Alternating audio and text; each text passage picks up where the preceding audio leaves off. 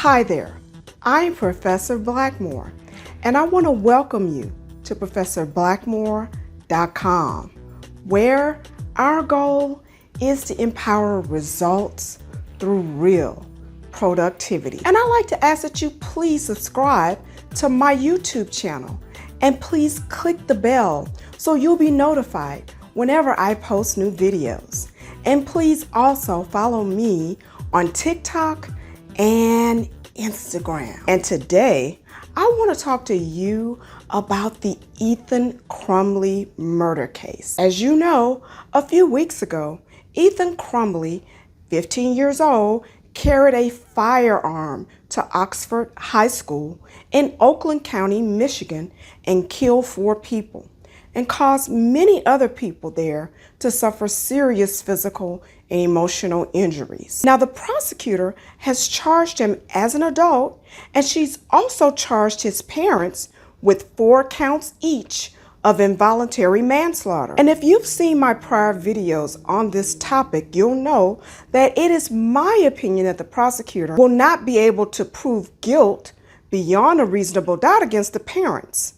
Nevertheless, the judge is holding each parent on $500,000 bail, all in cash, each parent. In other words, at this time, the parents may not post that bail by bail bond with the assistance of a bail bondsman. So they'll have to come up with $500,000 cash each for a total of $1 million. And so if you haven't seen my prior video, I want to ask that you please review my prior video on my opinion on the charges against the parents. But today, I want to quickly follow up on developments in the child's case. Now, Ethan Crumbley is 15 years old, as I stated, and today the court had the opportunity to hear from the attorney ad litem and the guardian ad litem appointed by the court to represent his interests in the case. And today, during the hearing, the issue of the child's confinement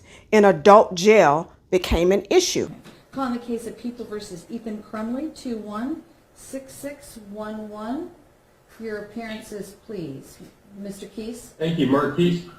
Thank you, Judge. Mark Keese on behalf of People. Thank you. Ms. Collins? And Your Honor, good afternoon, Your Honor. Assistant Prosecutor Kelly Collins appearing on behalf of the People as well. And Ms. Lofton? Yes, good afternoon, Your Honor. Paulette Michelle Lofton on behalf of Mr. Crumbley. Your Honor, we also have Amy Hopp, who has been appointed second chair, and we also have Deborah McKelvey, who has been appointed to act as Mr. Crumbley's guardian ad litem. Thank you. With that, Ms. Hopp, if you just want to state your full name, and then we'll give Ms. McKelvey a chance to do that as well. Amy Hopp appearing on behalf of Ethan Crumbley. Thank you. And Ms. McKelvey? Good afternoon, Your Honor. Deborah H. McKelvey, court-appointed guardian ad litem on behalf of Ethan Crumbley. Thank you. And Mr. Crumbley, could you state your full name for us, please? Ethan Robert Crumbley. Thank you, Mr. Crumbley. If at any time you cannot hear or understand myself or any of the parties to the proceeding, will you please let the court know? Yes, ma'am. Ms. McKelvey, do you have you had a chance to meet with Mr. Crumbley? Were there anything that you wanted to indicate? Your Honor, I did have an opportunity to meet with him on Friday afternoon. At this point, we're able to interact, through the normal process on the screen. Your Honor, I don't know whether this is the appropriate time or you would prefer a motion. I do have concerns that his confinement at the Oakland County Jail and pursuant to MCL 764.27a, I'm not sure that he is fully away from the sounds of the adult inmates. And pursuant to the court rule, basically 6.909, there really has to be an assessment that he is either considered a menace to other juveniles or may not otherwise be safely detained in a juvenile facility. I understand the severity of what occurred. I think everybody does, including Mr. Crumbley. But I don't know that simply indicating that because the victims were of his age, that he would necessarily be a menace. So I do have concerns for him and his mental and emotional well-being. He currently is not able to benefit fully by what every other inmate at the jail can. Some has been due to a watch, but it is just very difficult. And the court knows the jail isn't conducive. It's not designed for juveniles.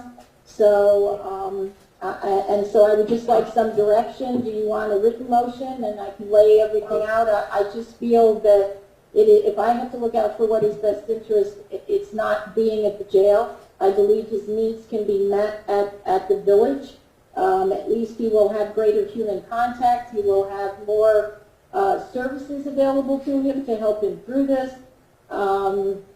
I just feel that it is truly in his best interest, and I don't know that he really meets the standard of the court rule and the statute. And I know that, his charge is not unique in the sense that there have been other children housed at the village with these type of offenses and being charged as an adult. I just feel that he's, I'm not being humorous when I say this, but he could still at least be in school. I mean, there are things, he is still 15 years of age. And there are certain things, many things he's not going to get at the jail. And so I'm imploring you on behalf of him and what's in his best interest that we allow him to go back to the village. I'm not aware for the brief time that he was there he caused any difficulty. I just think for his age, his mental, physical, emotional well-being, housing him at the village would serve him more than where he currently is. I know from what he told me on Friday, he hears adults in the cells next door to him. Pursuant to the statute, he's not supposed to, and I'm of the belief that they are adults, that they are not other juveniles.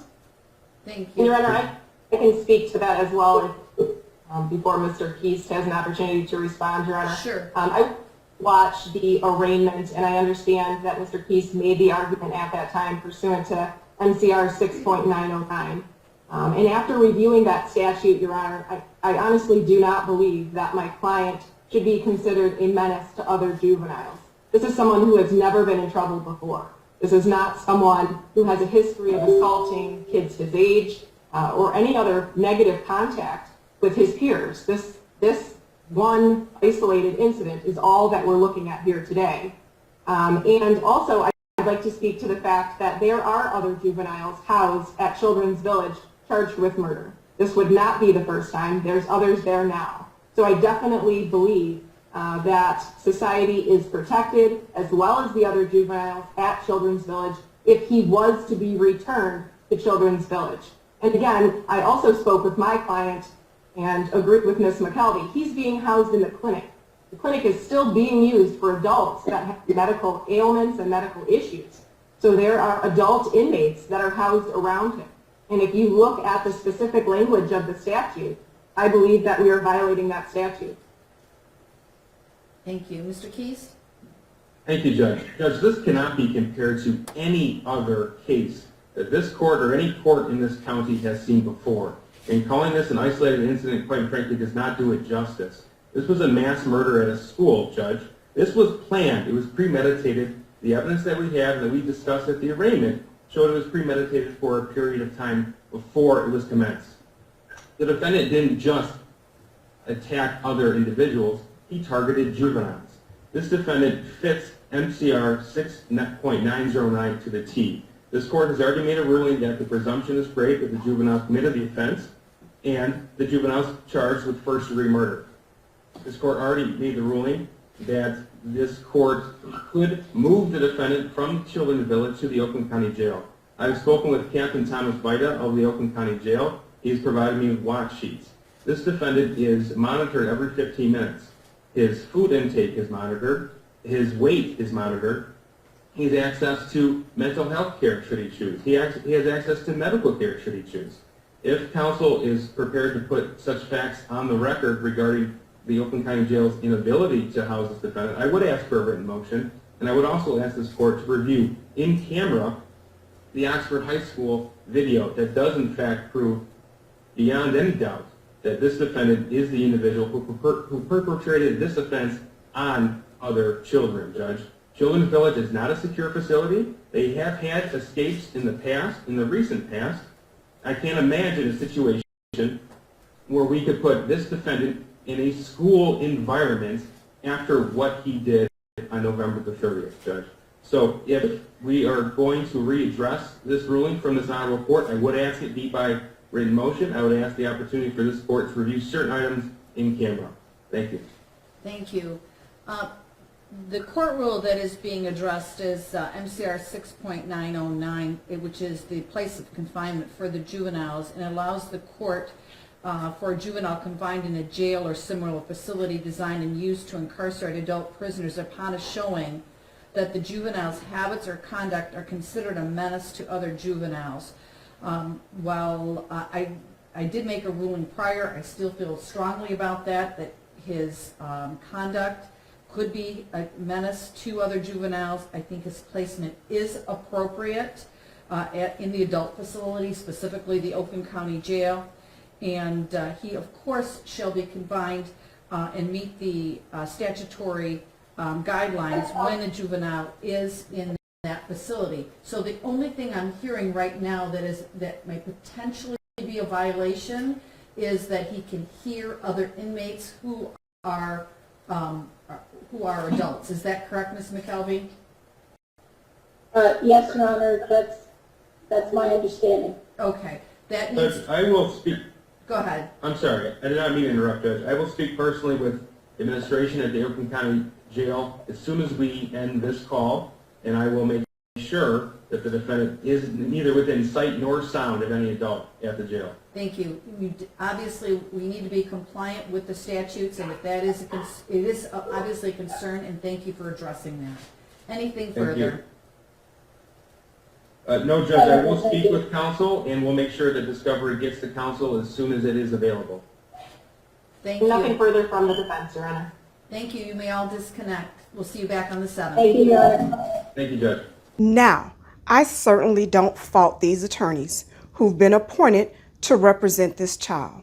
I agree that being charged as an adult doesn't make this child an adult. But notwithstanding, I think people need to be clear that this child seems to have a bloodthirst for murder. And if I were the judge, I wouldn't take a chance on having to realize if he could duplicate a similar event at the juvenile facility where the attorneys at Litem want to have him moved. Now, I agree. The child does have to have access to education, health care, and mental health resources. But if I were the judge, I would leave him right where he is for the safety of everyone involved. But what do you think? Do you agree or disagree? Do you think that the child should be sent over to the juvenile facility, or should he be left in the adult jail where he is now being confined? Please leave your comments in the comment section of this video. But in the meantime, if you've enjoyed this video, please give me a big thumbs up. And please also subscribe to my YouTube channel and click the bell so you'll be notified whenever I post new videos on this topic. And please also follow me on TikTok and Instagram.